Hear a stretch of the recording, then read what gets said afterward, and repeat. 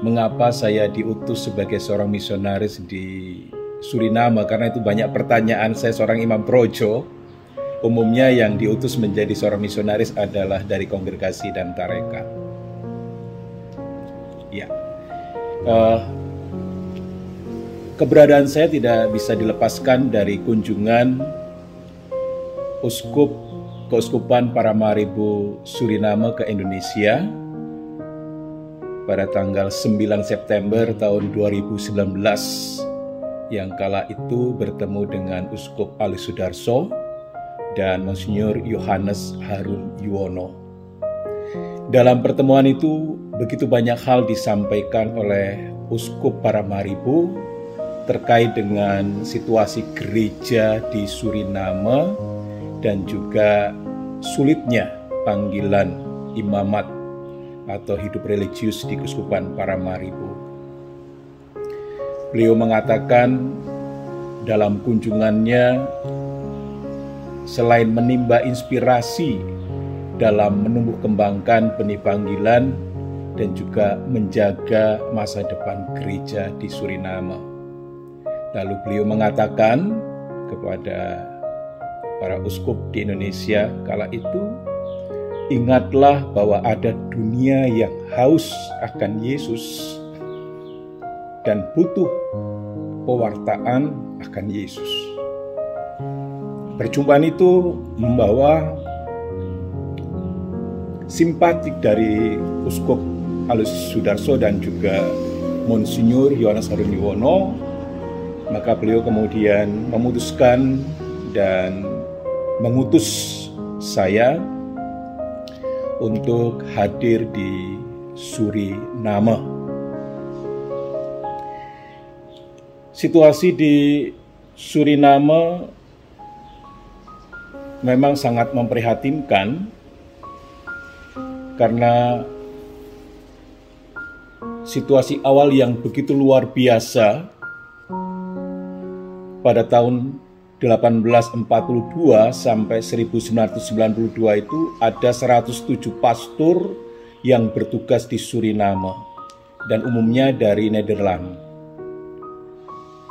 Jadi ada 2 imam diosesan, lalu ada 100 imam redemptoris atau CSR, dan ada 5 imam Oblat Maria atau OMI.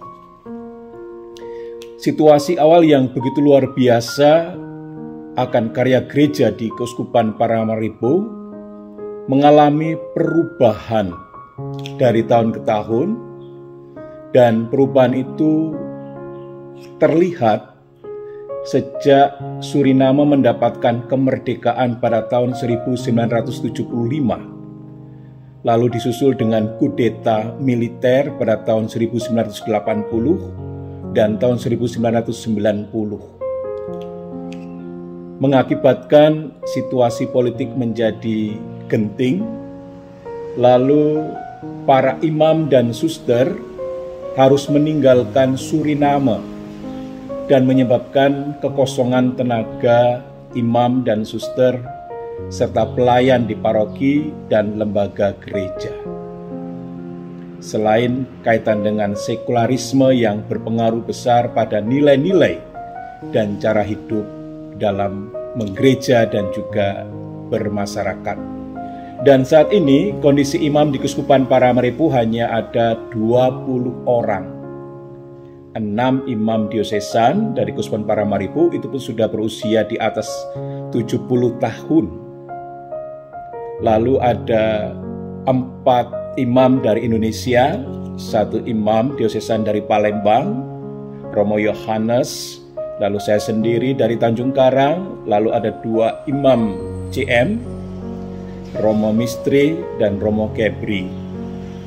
Lalu ada Romo imam religius dari Nederland, dari Belgia, dari India, dari kongregasi CSRR dan juga dari OMI. Itu kurang lebih situasi dan kongregasi yang saat ini ada di Suriname.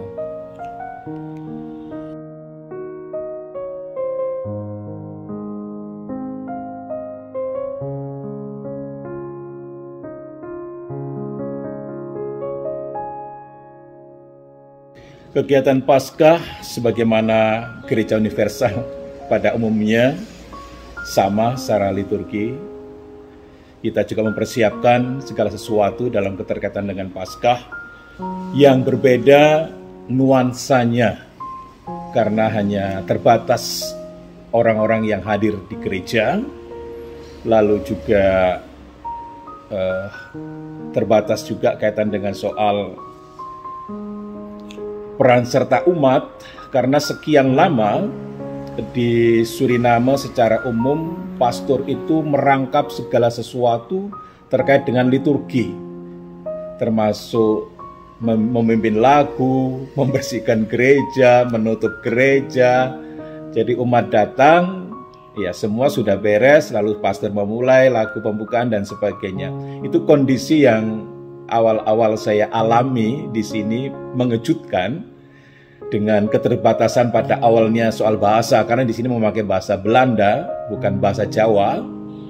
Jadi penuh perjuangan untuk belajar segala sesuatu sehingga semua bisa berjalan dengan baik. Lalu seiring dengan waktu, bagaimana tadi seperti yang saya katakan, membangun kemandirian itu menjadi bagian penting sehingga kita bersama-sama dengan umat untuk pada akhirnya mampu saling melengkapi satu dengan yang lain, kemudian bisa merayakan liturgi bersama-sama dengan lebih baik.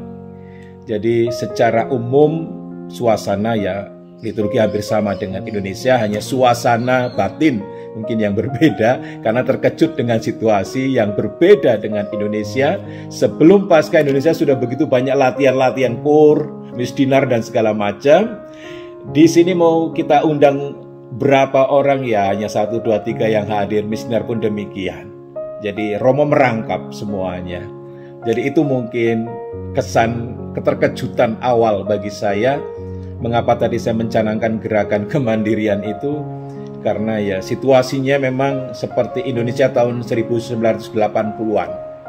Ketika para misionaris kembali ke negaranya, kemudian kita harus mulai membangun kemandirian. Disitulah kurang lebih peralihan. Ada semacam peralihan-peralihan yang memang butuh perjuangan. Maka tadi saya menyampaikan kiranya begitu banyak kongregasi atau diosesis atau keuskupan yang berkenan mengenal lebih jauh tentang Suriname lalu mengirimkan tenaganya untuk membantu di Suriname.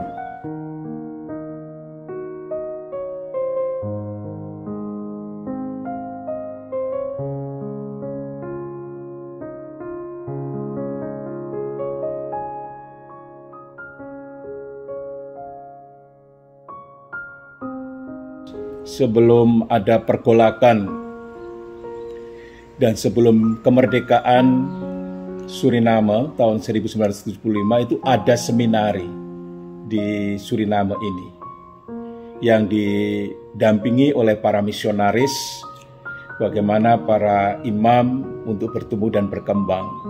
Tetapi nampaknya tidak begitu signifikan perkembangannya. Kemudian pada tahun 1980 lalu 1990-an itu ada kudeta, para misionaris ini harus pergi dari Suriname. Itulah masa kekosongan. Masa di mana Suriname harus berjalan sendiri. Lalu karena Suriname ini menjadi bagian dari keuskupan yang ada di Trinidad, maka sekarang konsentrasi untuk calon ada satu yang dari Suriname saat ini sedang menempuh pendidikan di Trinidad. Jadi di sana ada seminari di Trinidad.